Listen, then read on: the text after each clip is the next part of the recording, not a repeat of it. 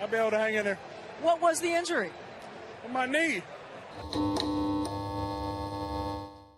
What's up guys, Justin here with my Week 9 Packers review, and unfortunately these are getting less and less fun to do. Let's start off with what went well, because there isn't very much. The Packers defense gave up only 16 points, and Xavier McKinney got his second interception of the year, which is their 5th turnover forced. Josh Jacobs averaged 5 yards per carry and found the end zone once again. And that's pretty much all that went well. So let's move over to what went poorly, and this is pretty much everything else in this game. Let's start with the defense.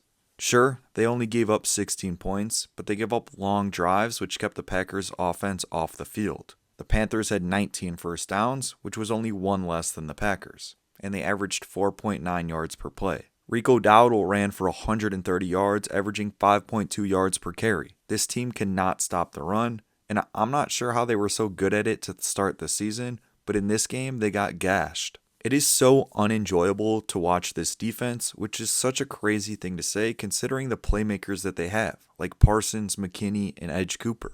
I've been saying for weeks that they need a philosophical change on defense. Stop with the bend but don't break stuff. Sure, it's worked in terms of points given up, but it keeps the Packers' offense off the field for long stretches, and it limits the total number of possessions in the game, meaning that the game is automatically closer.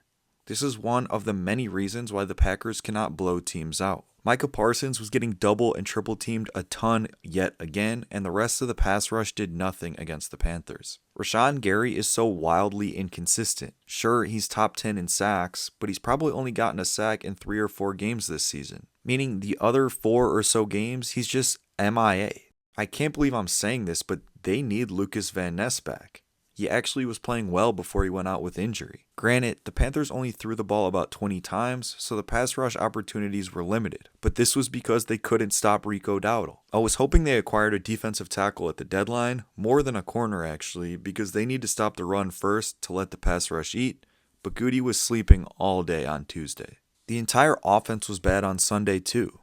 Let's first start with Jordan Love. He's definitely played worse games in his career, but when some people are calling for him to be in MVP talks after last week, you cannot put up a game like this. He's made one of the worst throws he's had in a long time with the interception into triple coverage. I want to bring up that the 4th and 8 play is not even remotely Jordan's fault either.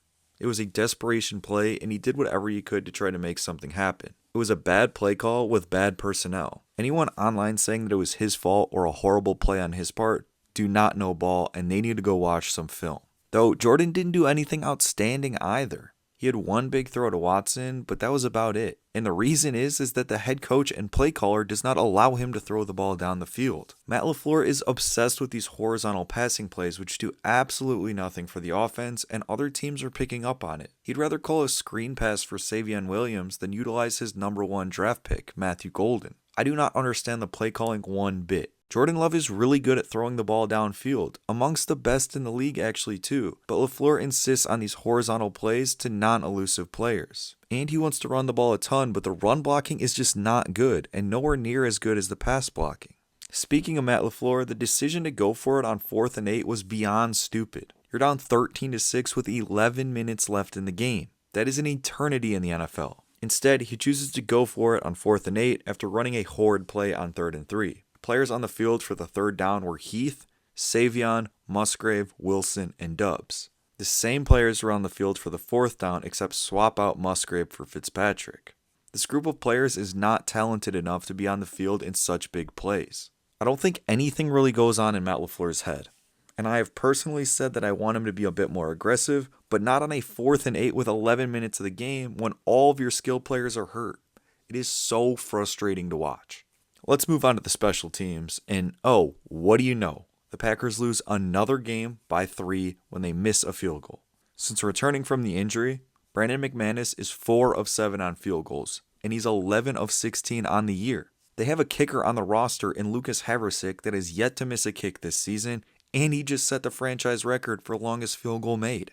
I get that they just signed McManus to a 3-year deal, but it is time to hurt some feelings in order to win some games. And the absolute worst news of the weekend is that Tucker Kraft tore his ACL and he will be out for the rest of the season.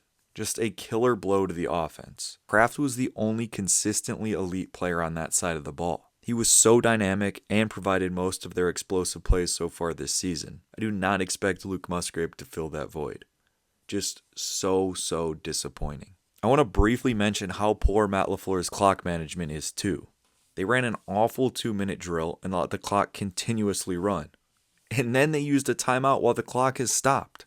I do not understand how a 7-year NFL head coach continues to have these blunders. Madden players have better clock management than him. I have put so much emotion into watching Packers games and being a fan, especially in the last 5-ish years, but I am losing the joy that I once had. This is an absolutely reactionary take to Sunday and the last few weeks, but I am not very excited about this Packers team or the future as long as Matt LaFleur is head coach.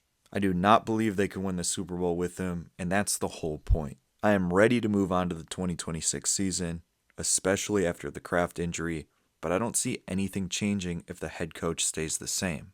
And they won't even have a first-round pick either. The Packers put themselves in a Super Bowl window with the Parsons trade and extension, but again, I don't think that will happen with LaFleur as the coach. They lost as 14-point favorites at home.